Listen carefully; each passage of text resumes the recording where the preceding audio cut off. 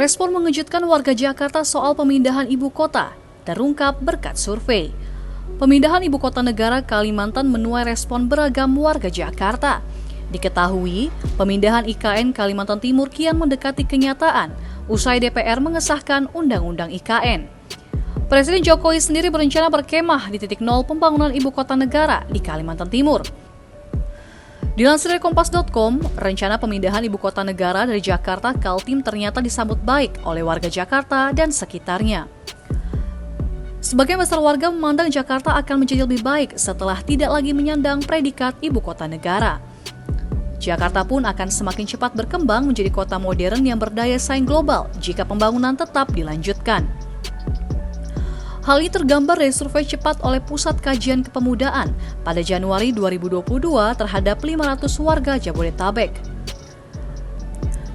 Sepertiga responden adalah mereka yang berusia 40 tahun ke atas dan telah lebih dari 20 tahun tinggal di Jakarta dan wilayah penyangga.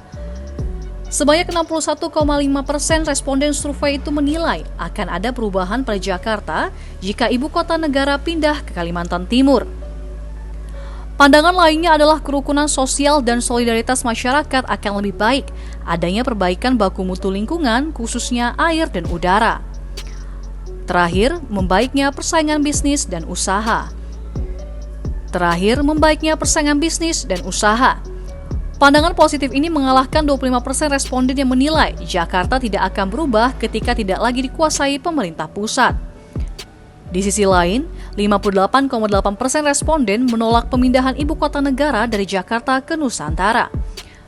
Sementara itu, hanya 29% warga Jabodetabek yang setuju dan sisanya 11,8% tidak peduli dengan rencana pemindahan IKN. Alasan tidak setuju antara lain karena Jakarta memiliki nilai historis sebagai IKN. Lalu adanya kekhawatiran kerusakan lingkungan di Kalimantan sebagai paru-paru dunia, membebani APBN, keputusan politis yang gegabah, dan fokus penanganan COVID-19 akan terabaikan.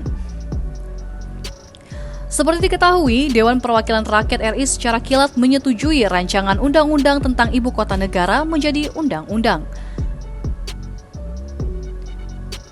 Undang-undang IKN disahkan pada 18 Januari 2022. Pemerintah pusat menargetkan tahap pertama pembangunan IKN dikerjakan sampai 2024. Kini, Kementerian Dalam Negeri memberi waktu kepada Jakarta untuk menentukan status barunya setelah resmi tidak menjadi ibu kota kembali.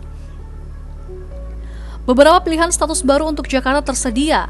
Jakarta bisa memilih untuk menjadi kota pusat perekonomian, pusat perdagangan, atau kota jasa berskala global atau berskala internasional.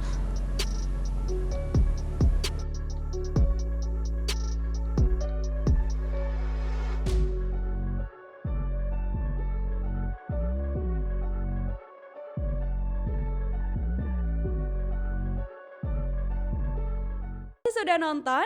Jangan lupa like, subscribe, dan share ya!